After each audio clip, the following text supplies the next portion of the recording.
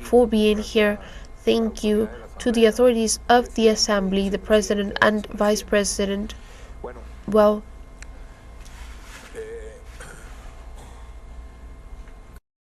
Camposolo, President of the Camera, we're going to give the right to speak to the President of the Study Centers of Latin America and Caribbean, Romulo Gallegas, better known as CELAR, the Professor Pedro Calzadilla.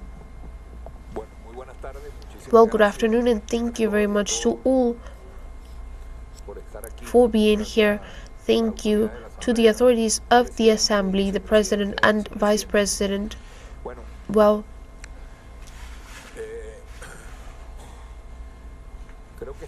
I believe that we are, and I think we all feel it. We are in a time that is fundamental for the homeland, for the nation. I believe that the centuries to come will study this. The Venezuelan men and women will study this time as a time of the homeland, a grave time of the homeland, where the homeland is sounding once again. Seeing what is happening and what has unleashed recently, it seems to me very interesting as a historian to see how we are going back to put on the table subjects that we were discussing and that we lived 200 years ago. Which means after 200 years, to have to go out as a people, to reiterate and to say and to discuss that we are independent. Curious, right? It is. It would seem that we had accomplished it, but no. It comes up again. More grave now with the declarations of the king, the emperor, who believes himself to be that position of the world. It turns out that we have to defend an argument that this land is of Venezuelan men and women, and that its resources for 200 years back belong to us. It would seem in the political thing one sees, one can lose the sight that we were doing that 200 years ago, and it is pretend to re that, questioning this national state, putting at risk what is the most precious, our most precious thing, and of course re-editing things like the Monroe Doctrine. It was never deactivated. It has been a column of the foreign policy and the behavior of the United States, but well, now it wants a new push with the famous Trump corollarium, independence. We did it as a people 200 years ago. Independence or nothing. Bolivar never questioned it. He was able to sit down and negotiate anything, but the principle of independence was never put into a question or was doubted. Then what happened came, and I have an interpretation of the period that came after, but when I believe that there was no independence, so there was never the attention or the danger on us or of the empires. Then when we decided to exercise once again the independence in this century, this 21st century, they came once again against Venezuela. I say this due to the importance of this time and due to the importance of the calling that the Claudio Fermín did, and what he has said of a special moment that requires a special effort of us. Already,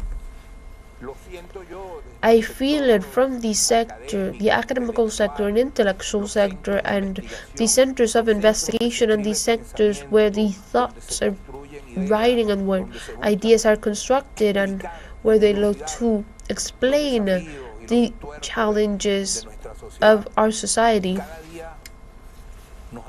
Each day we're getting closer because the scale, the magnitude, the situation of what has been unleashed against us as a people, it demands it. We are not being able to see a difference between ideological or political ideas. No, the existence in itself of the nation being put in question very seriously. I yesterday had the opportunity of reading, it's at least hundreds of expressions of investigation centers and institutions of university institutions and academical collectives that have given a step forward. Many of them had stayed quiet up until now in this time, and even facing other external pressures, which indicates to me that there is an ambience to constitute and to widen this movement each time more. All of those who can be on this table should be on it. Always, when they say homeland, when they defend the homeland, they defend the country, they defend the sovereignty, the independence. From the 10 to the 12, the Lord frustrates the plans of the nations and it destroys the designations of the people, but the plan of the Lord subsists forever. The projects of its heart for all generations. Happy the nation whose God is the Lord. President has declared that God is the owner of this nation and it always protects us, and the designations of the people are the designations of the people. Yesterday, or day before yesterday at night, when I was listening to the reading, the words of that writing that was done by the President of the United States, one is filled with a lot of indignation and rage and fury could be called. It is the animal, the brain of a reptile, the primitive brain. They would say one wants to go out to defend its country, but yesterday, before the session in the morning, it was not a coincidence that it is today the day that Simon Bolivar went into immortality, and Bolivar gave us strength yesterday and the light to answer to this attempt of an aggression. And we have ways of answering, we have history to respond, we have people to respond, and we have rights to respond, and we have dignity, national dignity to answer, because the army of Venezuela has never, and I say that it is the only nation in the universal history. Let's look, what nation? Rome, the Sumerians, the Asians. What nation, what country left its border only to liberate, not to conquer, and then went back? After the liberation, well, the project was sabotaged, it didn't work, we retreat to our country. We stayed and proclaimed, we didn't stay and proclaim the Republic of Venezuela in Alto Peru. We gave the country back to its owners. We are the inheritors of the people who never bended the knee, not to the sword, not to gold. We are the heirs of those people, and we learned that the homeland is not negotiated, and that our roots remind us that Venezuela was not born to be anyone's possession. Bolivar wrote a letter to Irving in 1818 or 1819.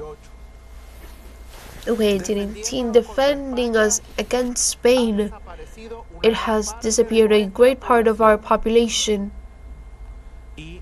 And he ended with a sentence that goes through the centuries. The same is to Venezuela.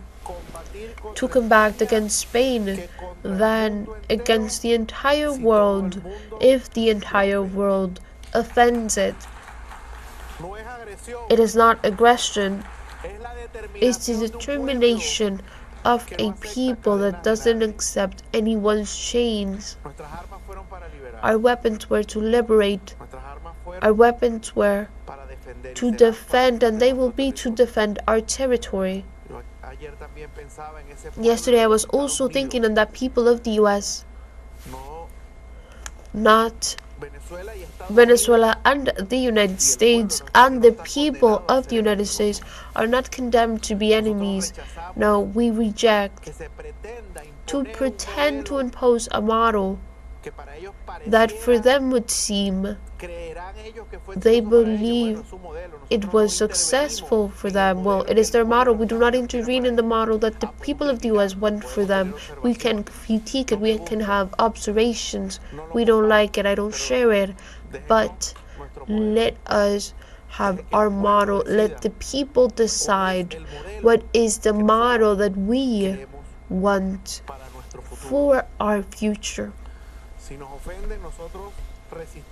If they offend us, we resist, and if they pressure, we move forward. This Council for the Peace, to close the idea, President, must, I wrote it down here, enriching myself with the interventions, it must reunite, it must accumulate, and it must condense this table of here today, all of the national strength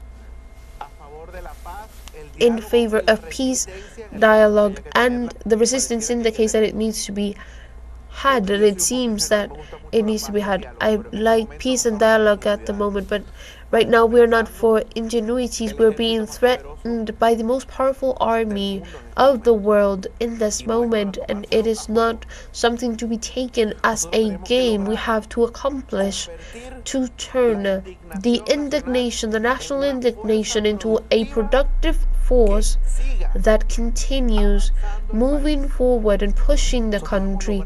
We have accomplished a resistance, and a resistance can be a resistance if you're sent to the woods and you fish, then you go into a cave, then you learn how to make fire, and there you can live 10 years. You're resisting, right, but you're not living, you're not building, you're not living a legacy, you're not moving forward. Well, our resistance in Venezuela, thanks to God, it was not of being in a cave. We have resisted the blockade, sanctions, pretensions of taking our resources. The business sector of Venezuela is worthy of a gold medal, because despite the sanctions and the blockade of which it has also been a victim, it has resisted, and the numbers show it. We closed this year in a positive growth, and that has to be to close the role of this table and the role that the politicians, economists, and the industrial, the teachers, the cultural people, the ecological people, the religious, that is the role they have to play, to cultivate and to have the active resistance. So no matter what happens, the country is still in the path of glory, in aggression and heroic resistance. Thank you very much. Have a good afternoon. Thank you very much to the Deputy Nicolás Ernesto Maduro Guerras, and thank you very much in general to all of those who are here with us today. It's over 30 sectors of the life of the country, of economy, of intellectuality, of the academy, of our farmers, of our fishermen and women, of our working men, of our religious sector. In Argentina, trade unions and social organizations followed the call for a national strike and took to the streets to protest against the Javier Milei government's proposals to make working conditions more precarious. As the labor reform project was announced, the workers' union decided to call a national strike to try to stop the government's initiative. The State Workers Association reported record compliance with the strike, with participation exceeding 93% nationwide. Leaders affirmed that workers' patience has run out and that the government's reform does not resolve the crisis in the labor sector. In their opinion, they point out that labor and social rights have been set back 100 years as a result of Javier Milei's neoliberal policies.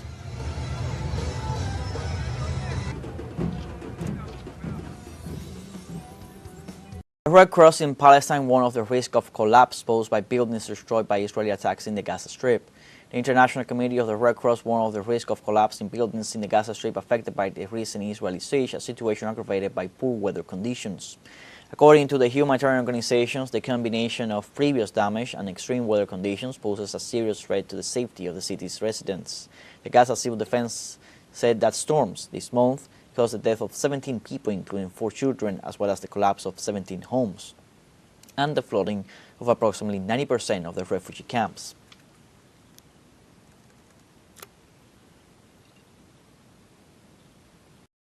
And Washington decided to make a multi-billion-dollar arms sale to Taiwan, the largest in history, escalating tensions with China. A correspondent in Beijing, Bruno Falsi, has the details. Greetings, my friends. I came to inform that the United States government has sent a bill to Congress to sell more than $100 billion worth of arms to Taiwan, the largest such transaction in recent history. The package includes advanced weaponry intended to bolster the island's military capabilities, which Beijing considers a provocation action and a risk to the regional stability. The sale still needs to be approved by the U.S. Congress, which can confirm, modify, or block it before its implementation. But according to the United Nations General Assembly, adopted in 1971, China is the sole legitimate representative of all the territory, including what it is the island of Taiwan. The United States, a signatory to this resolution, officially recognized Taiwan as part of China, but continues this provocation and strengthened its military cooperation with Japan and others allies in all the region, actions that Beijing considers a violation of Chinese sovereignty and threat to the Taiwan. China officially policy reaffirms its commitment to defending her sovereignty and territorial integrity and warns that we will do all necessary measures to protect peace and security in the region against all external provocation.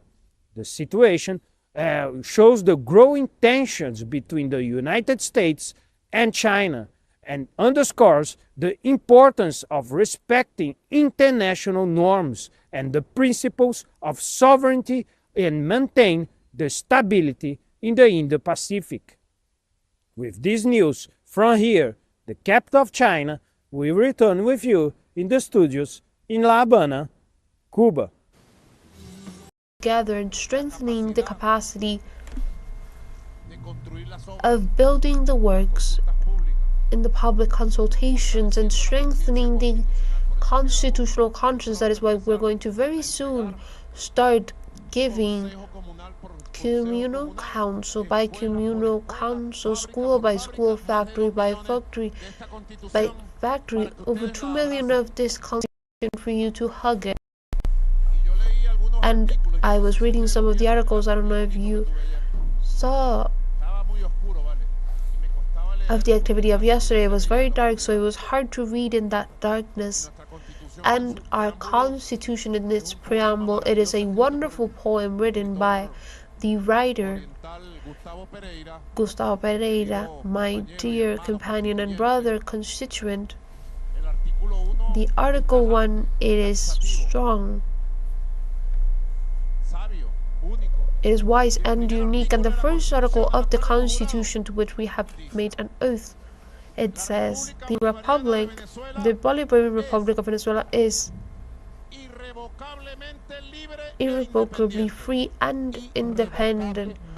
Irrevocably, it cannot be overturned by anyone under heaven or earth, and it fundaments its moral patrimony and its values of freedom, equality, justice, and peace, international,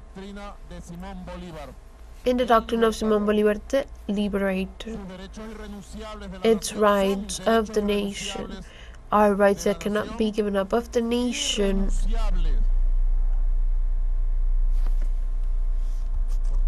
because there's people that from there,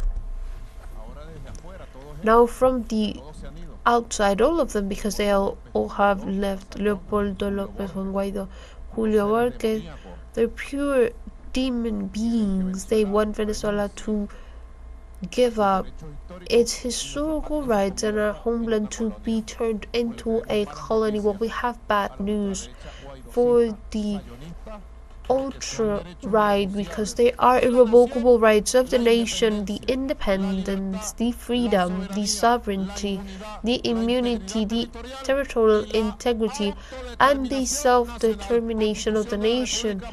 Constitution of the Bolivarian Republic of Venezuela 1999, a mandate oath that we must follow, making prevail and defending it widely with the power of the nation. So let's have at the head the document that moves all of the truths, all of the reasons, and with the reason and with the truth of Venezuela and our strength of the national power. Let's continue triumphing on the path of peace. Peace and peace, with justice, with independence, with equality, and with sovereignty applied completely. The peace of the peoples, the peace of the free, not perspectives that are human of production, and the internal forces of the nation are united to produce power. Well, there is the military power that cannot be divorced of the popular power. It was said by Ho Chi Minh. He said that for a tree to have deep and long life, it must have a deep root that is strong. And that root is the victory of the people. It is the people in itself. When our Commander-in-Chief invokes here the preamble of the Constitution, which we are irrevocably free, where the freedom is also associated to the concept of sovereignty. There can't be sovereignty without freedom. There can't be homeland without a wide concept, certain concept of what life and the people in itself of the nation are. It is a population, but it is not a population that is empty. It is a people. It is a organized population, and that population organized in the people is going to give a certain concept of sovereignty to the people. And the sovereignty needs to not only exercise itself, but also defend itself. The concept of sovereignty, defending itself, and that is why we are building our own system. And that system has today the idea of the popular military and police union. When our Commander-in-Chief asks of us to strengthen the concept of the Bolivarian militia that it is in the deep roots of the people, it is not anything else but the empowering for the integral defense of the homeland from the roots and from the people. And we, our Commander-in-Chief, we have strategical clarity, and we were talking about the coherence and that quality of our liberators 200 years ago. Also from the fight of resistance of 500 years ago of our indigenous peoples and our original people. And that will of being free today, it is more alive than ever. We stopped being slaves, and we can't go back to slavery. We can't go back to the shadows. We can't go back to the darkness. We need light to live. We need a homeland to exist. In these last few days, I was looking at a reflection of Arismendi, my commander-in-chief, when the Spanish tried to extort with Luisa Cáceres. They had her in jail and torture, and they said, well, you have to... She was also pregnant at the time in the fortress that is in Panama, which you can visit now in Christmas, where he said, what is a wife worth if we don't have homeland? And we can say today, what is life worth if we don't have a homeland to live as community, as people, as national collective? So the concept of homeland needs to be defended, and the concept of sovereignty needs to be defended, and the popular military fusion is our strategy, a national strategy. So my commander-in-chief, the loyalty and the coherence in the Bolivarian project and our original project, and the loyalty to you as the fundamental leader and brave and decided leader that has carried us on the path of victory and the path of the definite independence of our homeland. So count on us for us to continue building these paths. And the commune is the center of the geopolitics, I would say, my commander-in-chief. Geopolitics does not have as the center the imperial elites. Not only the imperial elites are imposed by geopolitics. Geopolitics are imposed from the base, so we are with the people, and that people is going to prevail. It will prevail. God will. It was deep and of vital importance for the present and the future of the nation. We have talked with a critical and revolutionary spirit that characterizes us, subjects that touch the heart of the socialist project that we defend and we build among us all. No one in Cuba needs to be explained that the economy is in tension. It is felt in the queues, in the blackouts, in the transportation that doesn't come, and in the food that gets more expensive. We come from years of not growing the PIB, from high inflation, from energy crisis, and the flow of foreign money in this constant. It is decisive for the parliament to transmit a clear sign. It is recognizing the magnitude of the crisis, and it is not putting makeup on the reality, and at the same time it is ratifying the political will of changing whatever needs to be changed to defend the justice, the social justice, and the national sovereignty. Yesterday in the Economical Commission we had an intense debate on the urgency to increment the national production, to position it as a fundamental column in the economical moving forward today. That production is influenced by distortions, insufficiencies, and bureaucracy that we don't eradicate, that on a part affect the national consumption and also the exports, taking away important financial resources. A country whose finances are persecuted and it's obliged to manage its income in foreign currencies to face the problems with the fuels, the investment, and the generation of energy, the industries of pharmaceuticals, and in the public transportation, among other subjects. All of the analysis have to put face on those who don't fulfill their task, because in that there's millions of dollars that were in the plan of the economy and that were being counted on. In synthesis, it is imposed the rendition of accountability and the analysis timely of what is failing with concrete solutions for each case. Meanwhile, we don't do that, and we continue in the analysis of reports that continue being futile. Autopsies won't solve anything or change the current situation. The 11 plenarium of the Central Committee exposed the situation of the economy, and at the same time it showed with a method of stabilization and the correcting of distortion, not as slogans but as a system of concrete decisions with timelines. There we insisted in 3 ideas that today we ratify. There is no space for the administration risk of the crisis, the stability, the macroeconomic stability. It is not a luxury. It is a condition for the salary to be worthy, for the market to work not for itself, but to guarantee a policy, a social policy that is sustained and sustainable. The government project to fix distortions can continue being a document of reference. It needs to turn into the obligatory path of all of the organisms, the companies, and the territories.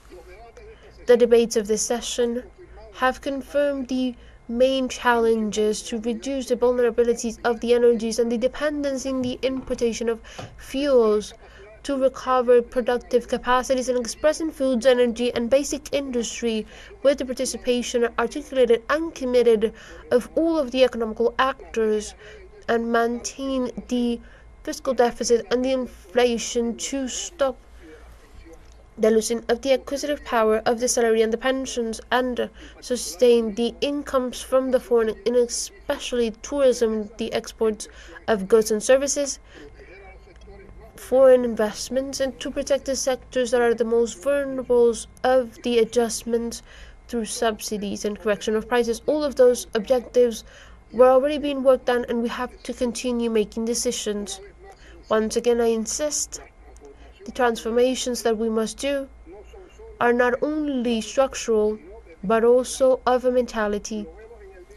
We see it daily, things that get stuck or don't move forward due to a lack of flexibility, or because schemes that don't work for these times and under circumstances of so much siege. The only limit to flexibility is that attempts against our principles, against the self-determination of the sovereignty and the independence of the nation. Outside of that, we must promote each time more and without any fear every initiative that help us go over the obstacles that the enemy puts and move forward. No one has written how socialism is built in a country that emerged in its independence and over 4 centuries of colonialism and 60 years of neocolonial subordination, or when Cuba can talk of what it means to push its development with social justice in the favorable conditions of its integration to a socialist space that disappeared suddenly. No one can count to us what is to resist exemplarily, but with an economical cost that and social that was high, and a policy of blockade that has been strengthened, and persecution as the one of Cuba has. That history we are writing, we are the ones who are writing it, the Cubans, the people of Cuba, each time and right now.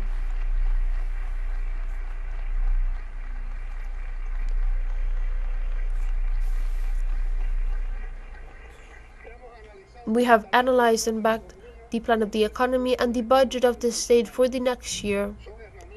They are tools that express the political will of prioritizing the attendance to the people, the investment in this strategy, and the constant look for efficiency. We know the enormous difficulties that we face, also influenced by an economical and financial blockade that asphyxiates in a criminal way, but here there is no space for feeling down. Our answer is bigger creativity, bigger discipline, bigger control, and a fight against the things that are stopping us or slowing us down. The bureaucracy and the corruption, the bureaucrats and those who are corrupt are the same negation of revolution, because in its attitudes it is a very deep despise for the people that is the essence and the sense of revolution. And I say more because in them treason is in. We have seen it several times in the times of history, but it is also an example of the antidote of the revolution to save itself from traitors, and that antidote is on the people that sooner than later drops the mask of that